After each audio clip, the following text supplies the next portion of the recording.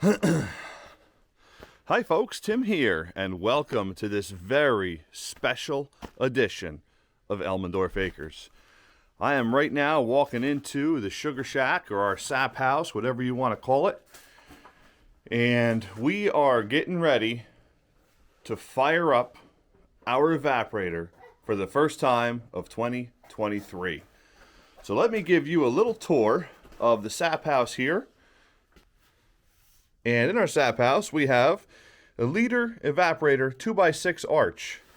We have small brother pans right here. We got the syrup pan in the front, which is a 2x2. We've got a 2x4 evaporator pan in the back. We got a small brother's lightning preheat hood.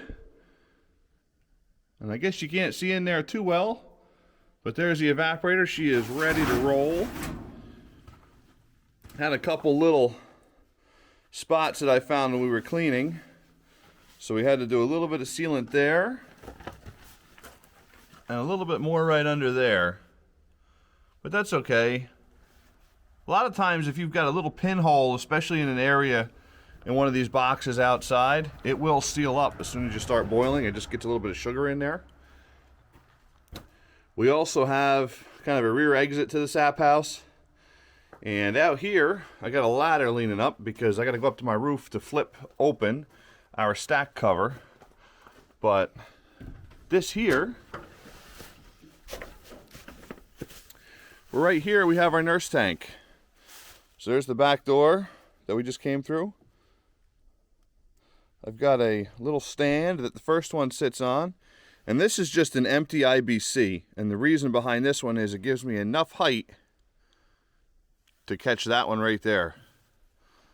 So we've got 250 gallons in that right now. We've got, as of last night, 570 in storage, and it ran more after we collected last night. So right here, we've got the regular valve, a couple shark bites, a little bit of plumbing, and we'll go back inside. And we occasionally get a drip here, and I'm not terribly worried about losing the drip once in a while as long as it's not really running. Let's go back inside here.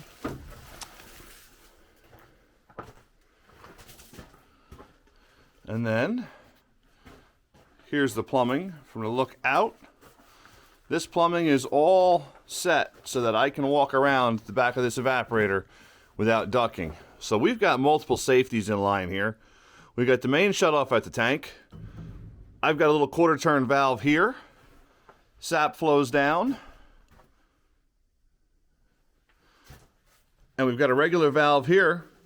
Right now this is off, but with both of these closed and this one open, we can actually bypass the preheat hood if we need to. Obviously we're hoping that that doesn't happen. We also have this back here. Now the only thing that this particular hose does, and we've got it going right into a 5-gallon bucket because I don't like water running around on the floor. The only thing this one does is catch condensation from inside the hood and bring it out. And here's the other side of the evaporator with another bucket which does something exactly the same on this side, catches condensation. And what I've done is we've actually crafted a tarp as the front door.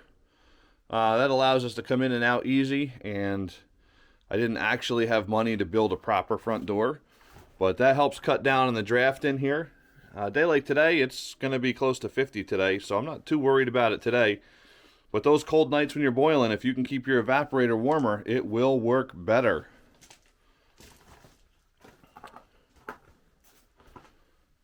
Now down this side, just walk down here. You can see our little bench here, which right now has my DeWalt impact gun, a cup of coffee, a little Teflon tape, some screws, a broom, and our draw-off tank is tucked in the corner there. Just a couple other miscellaneous things.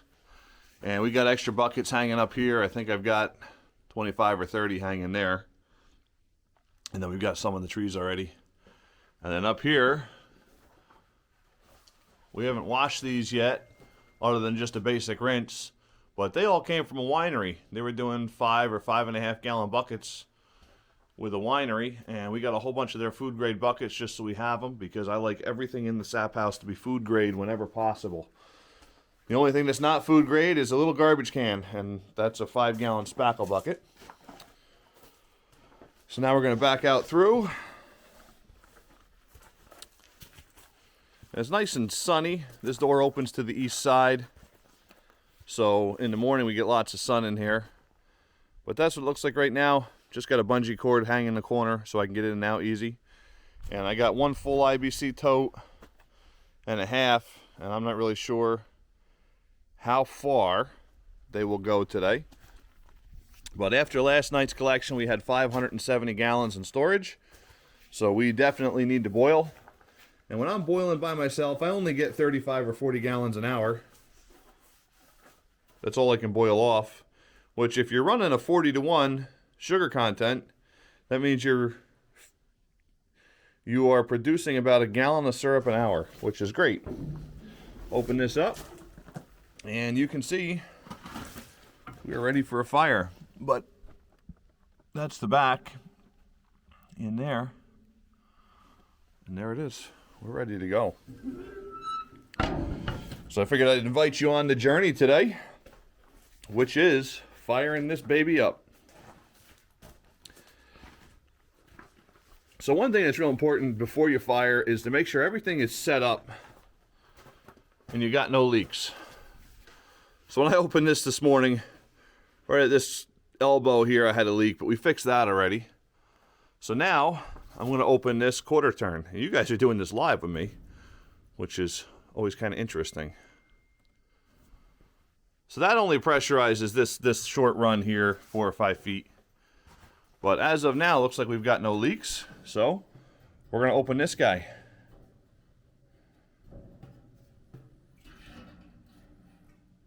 You can hear it push through a little bit, but I don't hear any water or sap running, which is good. When we did this for the first time last year is when we found every single one of those fittings was broken. You can see where that fitting is split. And when they put it away before we bought it, every one of those fittings was split. And those are all fittings actually inside this hood. So we had to disassemble the whole hood and take things apart, repair them. My buddy Grant helped, my buddy Murph helped, and my brother helped. So it looks like we're pretty good. I don't see much. I see one little seep right here, but that's really not bad. That's just a union, and actually where it's dripping is dripping right there. You see a little wet spot? So that's fine. Okay, here we go. So that's open. The upper valve is open. I'm looking inside the sap pan. I do not see any leaks at all, which is wonderful news this morning. This is really great. And now we're going to open this just nice and slow. We're going to see how we make out. And then what happens is the sap runs through this pipe down to here, comes across and then back up, and it feeds through the bottom. And what we have plumbed in is this quarter turn valve right here. That way when I'm done for the night, I can drain it out. So you can see we have some sap flowing in, which is great. We're going to just let a little bit in here. And then once I have some, I'm just gonna close it a little bit here, just because I want to see, make sure everything inside the hood looks okay. Now that we've had some flowing through, and I still don't see any leaks, which is wonderful news. We do have this valve right here is getting a little tired.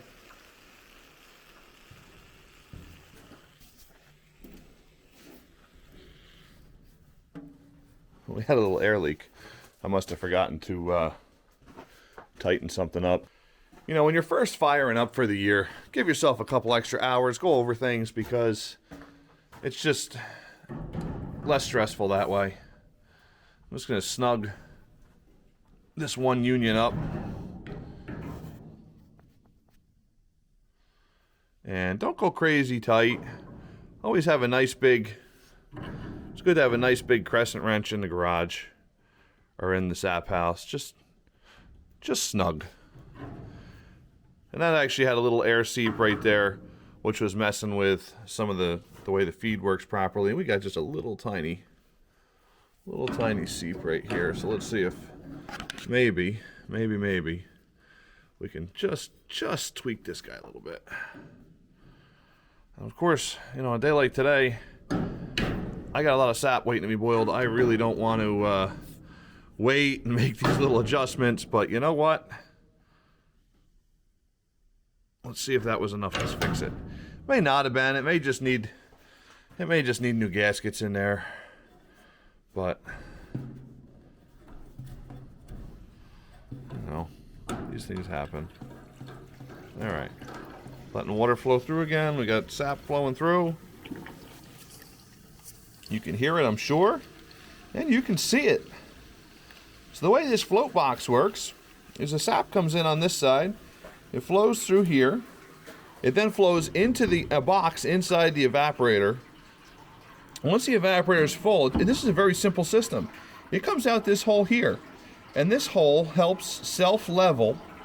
It holds level with what's inside the evaporator, and then this float will actually lift. And when this float lifts, it will shut off the intake, just like this. I'll show you. I'll do it manually. It goes just like that. Boom. And it shuts off that intake. At least it's supposed to if everything's working properly. And we're going to find that out today for sure.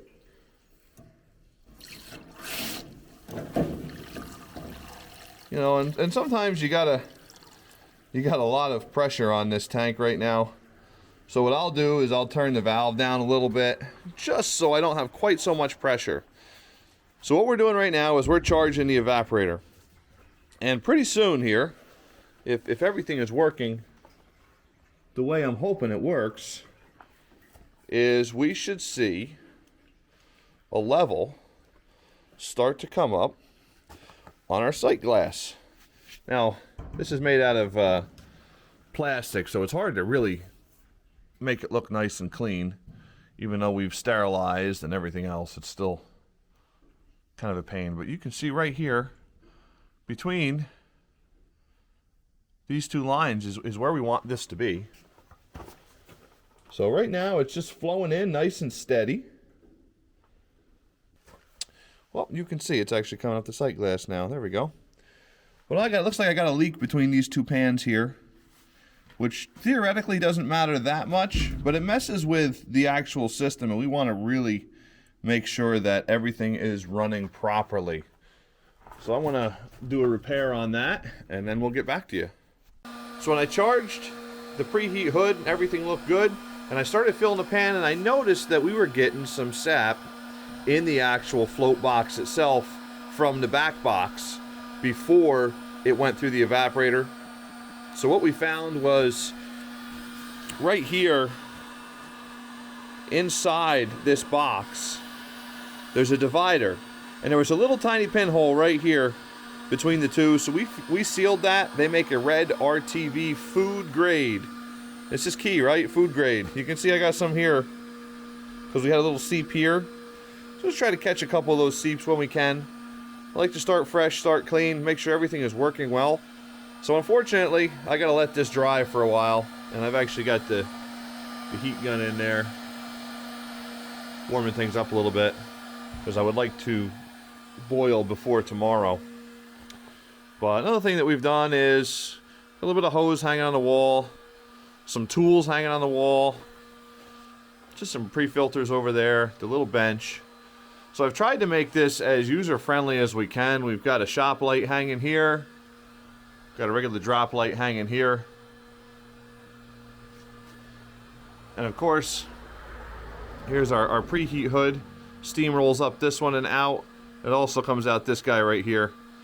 Of course, my torch is sitting on there right now, but... And then up through the cupola. So we should be firing later today. As I said, we're finding little problems, and I would say that's the joy of the sugar experience, is these little problems. It's always frustrating, but things that can be easily worked around, and just takes a little bit to repair. Okay, the evaporator is fully filled. The preheat hood is fully filled. I think I've got everything adjusted just about right.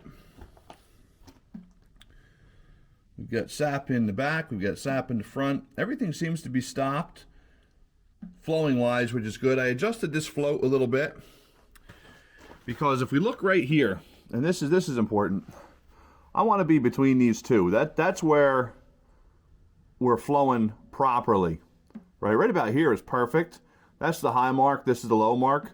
So we're a little high right now, but that's okay, because our next step is going to be to fill the syrup pan. And again, this is where we just do everything nice and slow and easy. And you can see there's a float in this box as well. It's a brand new float this year. The one last year had some problems. But the front pan we want, I think it's about 1.5 inches in the front pan. Now the front pan, you can kind of see it's flowing through nice and slow.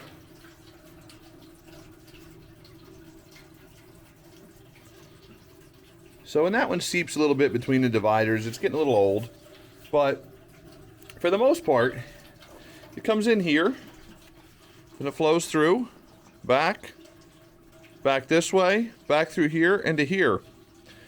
And once it gets to here, this is where you draw off your syrup. Of course, that's not going to happen right away. Right now, we're just trying to get everything leveled out, filled properly, make sure it's working properly. Again, I want to make sure that these floats are doing what we want them to do.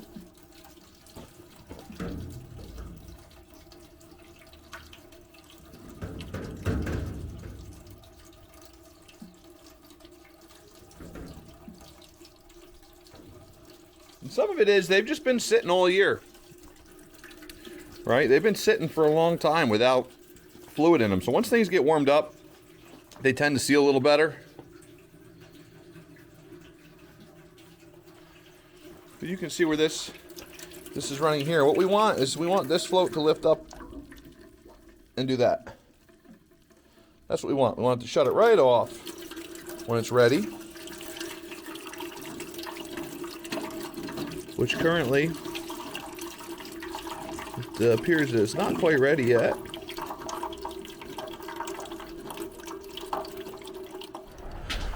All right, so here we go. We got our first few tendrils of steam coming up through. There's exactly 5 minutes. 5 minutes after starting. So we're doing pretty good as far as that goes. I'm happy with that. You know, that's a good way to start the day. You see that? I've actually got this side open. I forgot about it. But you can see some of the steam rolling around in there. And we should have a boil start pretty soon. I'm going to close that just to give us a little better draft there and keep that warmth in there. So what I've got here, and I'll show you this quick, I've got a cheater stick. And if you see that mark on there, that's at 1 3/8 inches. And this front pan, we want, the way we're running our setup is 1 3/8 inches. And that was what was recommended by the manufacturer. So I would check with your manufacturer recommendation on that. But it's a cheater stick. So what I can do is I can just stick this right in there. I don't do it in a float box, but I stick it right in there and I look and I say, oh, you know, it's 1/4 inch high or 1/4 inch low. And then I can just adjust this float based off of how we're doing. So worthwhile having a cheater stick. Get a little steam rolling off the front pan now. Just starting. And then you can see here, we are just a tad below our high mark, which is good. That's what we want to be doing. All right, so we've got now what's known as a rolling boil in the actual evaporator pan itself. We've got steam rolling up into the cupola. It is 1 o'clock exactly, so 10 minutes after we started, we've got a rolling boil in the back pan, and you can see maybe a little bit what that looks like. Hopefully you can see it. Let me come around to the other side here, and you can see our condensate pipe running. So that is all water that is running out of this hood right now. And the front one here will start in a minute, but you can see in here a little better. All right, hopefully you can at least. I'm trying here. Get a little steamy. There we go. So we got us a beautiful rolling boil in the back pan, folks. And that is 10 minutes. And even 10 minutes after starting our fire. So in 10 minutes, we got a rolling boil in the back pan. We got steam rolling up into the cupola. And we've got a small boil, very small boil, just starting in on that front pan. Let's put this down for a minute here. All right, one of the keys, I gotta keep talking here because I gotta feed the fire. It's great if you can do this with 2 people, let me tell you. It makes a huge difference. We've had fires in here where this door glows orange, and that's really what you want to get to. And we're working on it. It takes a few minutes to get there. It takes about a half hour to get it hot, that hot actually. But trying to build a good base here in the fire, get that burnt down, everything caught up. All right. Where are we? There we are. Okay. You can see the very back part of this syrup pan right back here is just starting to boil. So good news all the way around. I don't see any major leaks. Most of my floats seem to be working properly, at least halfway properly. We'll see what happens. See if I can get a picture of the cupola here. Oh, there's my truck with I think it's got about 125 gallon on it right now. But some standing dead pine we took down earlier today. There you go. There's a picture of it. Got a little smoke behind, got a little steam rolling out of the cupola. There it is, folks. First boil of 2023.